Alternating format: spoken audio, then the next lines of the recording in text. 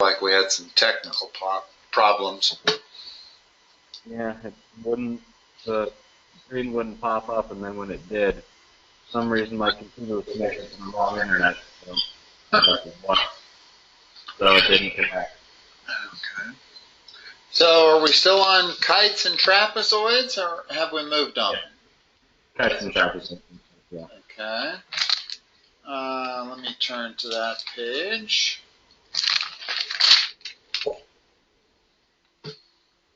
You have some problems to do? None in particular today. I'm sorry, what? None in particular today. Okay, well, I'm looking at the back of that subchapter. Well, let's just talk in general about a kite. All right. Tell me everything you know about a kite. The opposite angles bisect each other if you connect them. Hold on. The diagonal line. What's the main thing about a kite? Opposite sides are not equal. No. The two short sides are equal. The two long sides. And the two long sides are equal. Okay? That's the most important thing. What's the second most important thing?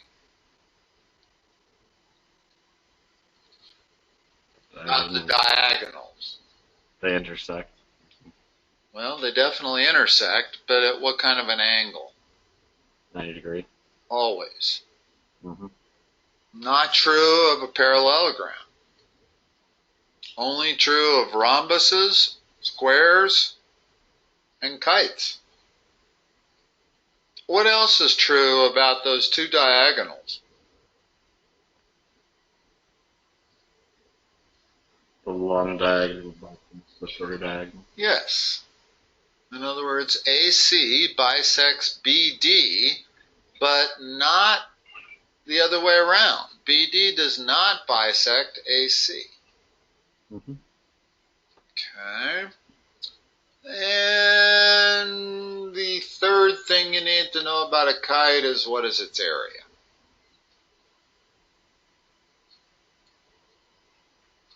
This I don't know. It's 1/2 one diagonal times the other. Oh. Okay. Now, in case you forget that, let me show you. If I were to draw a rectangle around that kite, notice that the area of the rectangle would be one diagonal times the other, base times height. Mm-hmm. And this kite takes up exactly 1/2. In other words, if I look at this square right here, the kite's 1/2 of that. Same thing with this square, same thing with this rectangle, same thing with this rectangle. So you know that there's no way the kite is diagonal 1 times diagonal 2. And if it's either 1/2 or diagonal 1 times diagonal 2, then clearly this shows you that it has to be 1/2. Mm-hmm. Never equal to the rectangle that would surround it. And that's pretty much, there's one other thing about a kite. What's the last thing we know about a kite? We've talked about every single thing so far except one thing. About angles. Which angles are equal? The angles on the that are on the longest diagonal bisect each other. No? Or angle B and angle B would be congruent. Yeah, angle B is congruent to angle D, but angle A and angle C are not. Yeah. So the one difference about a kite is that you only have one pair of opposite and congruent angles, not two pairs. Okay. Now, it is probably true that this long diagonal bisects that angle. Sure, that's probably true. And it bisects that angle there. I doubt that the short diagonal bisects that angle. Yeah, it doesn't bisect. Don't think it does. So that's everything there is to know about a kite. Mm-hmm. Okay, let's talk about a trapezoid.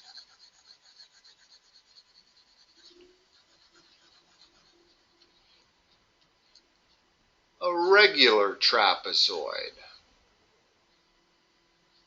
Well, I didn't mean regular, because regular means all equal sides, all equal angles. What's the definition of a trapezoid?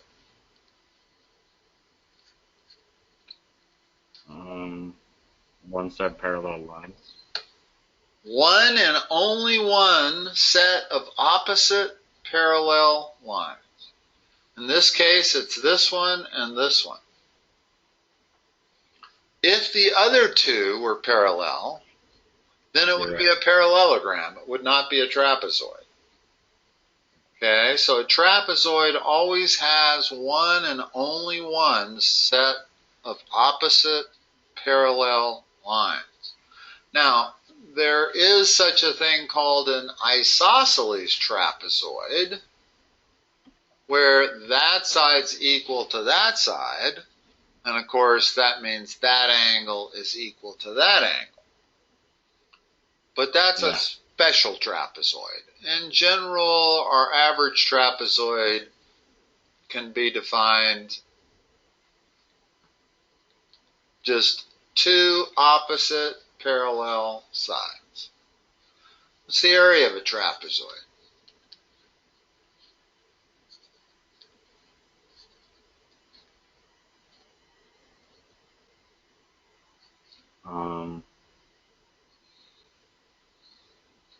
Think of it as a rectangle. What's the area of a rectangle? Base times height. Okay. In this case, we have two different bases. So what would you think the area of a trapezoid should be?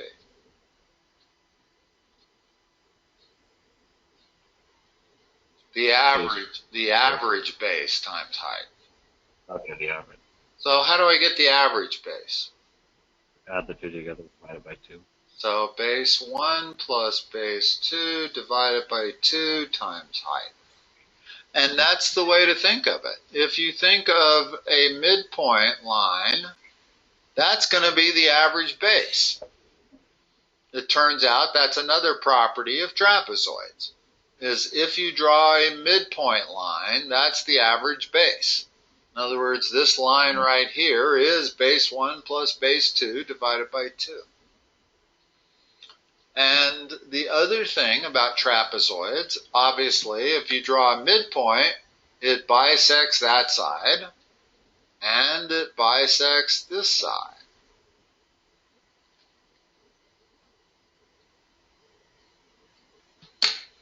All right. Well, let me look in the book and make sure I'm not forgetting anything about kites and trapezoids. Don't think so. I think I covered the kite.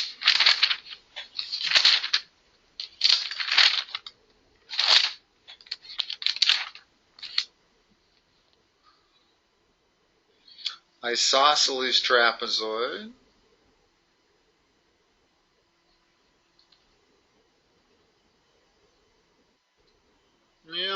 Let's go back and talk about one other thing. If I have an isosceles trapezoid, and those are straight lines, not crooked lines.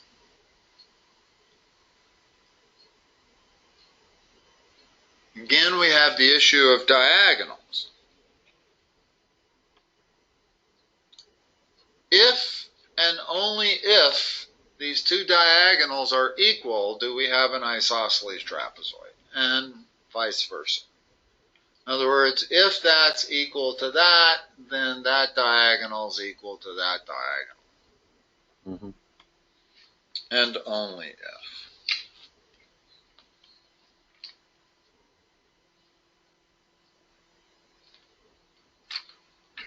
And the mid-segment theorem I told you about already. Mm-hmm.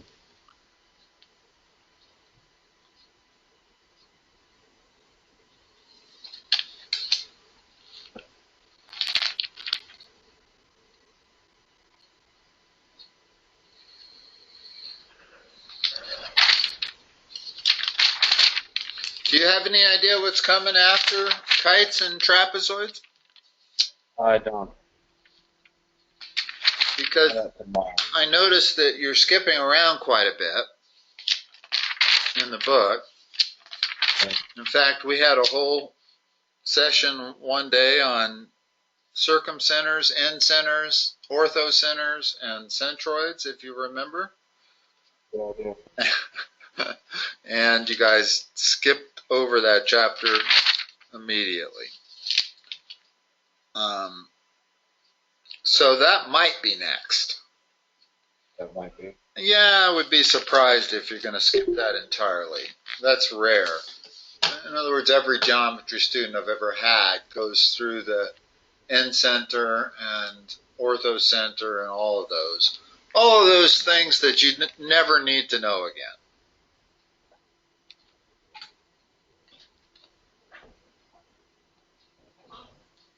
If I have a parallelogram, what's the area of that parallelogram?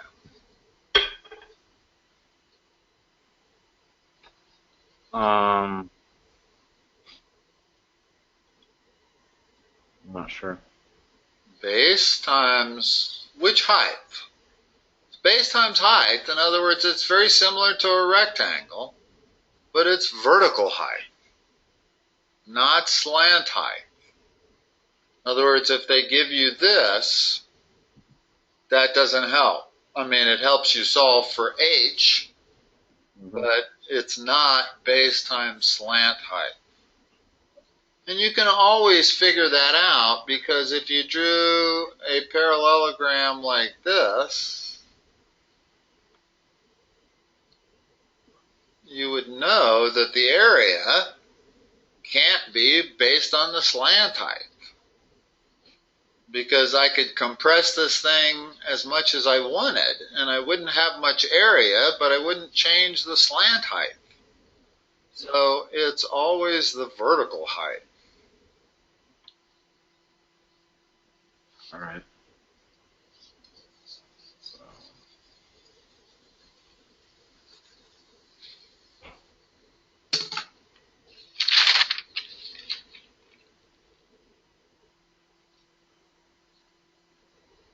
It's the area of a rhombus.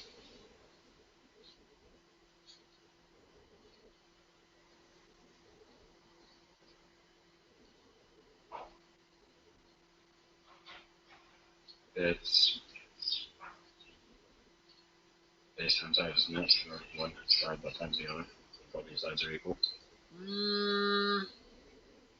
There's my two diagonals. I would have to call that the base and that the height. Oh. Okay, so. What else is that besides a rhombus? 4 right triangles. Well, it's a kite. Oh. Also. In other words, it's a special kind of kite. 1/2 base times height. Yeah, 1/2 of diagonal 1 times diagonal 2. We don't call them base times height because it's not at the bottom. All right. In other words, it's diagonal 1 times diagonal 2. And whether it's a rhombus or a kite doesn't really matter. A kite is also a rhombus is a kite. A kite isn't necessarily a rhombus, but a rhombus is a kite. So it has the same properties as a kite. In other words, that's always a 90-degree angle. that side's always equal to that side, that side's always equal to that side, and that always bisects that one. Now, with a rhombus, they end up both bisecting one another, and all four sides are equal. But if you only want to remember one formula, that's for a rhombus and a kite. So it's like... And again, the way to figure this out is to draw a rectangle around it. Yeah. In other words, if you forget whether it's diagonal 1 times diagonal 2, or is it 1/2 that, well, this will always answer that question. You can tell that it's 1/2 that. That rhombus is 1/2 the rectangle, or the that would end up being a square. But always know that if you take a rectangle and you draw a diagonal, you are bisecting that rectangle. Area 1 is always equal to area 2. That's why the area of a rectangle is 1/2 base times height. In other words, the area of the rectangle is base times height, so the area of each of these triangles has to be 1/2 base times height. Similar thing with rhombuses and kites. All right, Cole, I will talk to you next Monday, I guess, at 3:30. Actually, we'll be out of town next Monday. Okay. Yeah. Should we just cancel that one? Yeah, let's cancel that one. All right. And I'll be there for Monday after that. So. See you in 2 weeks then. All right, sounds good. All right. Have a good couple of weeks. Talk to you later. Talk to you later. Bye-bye.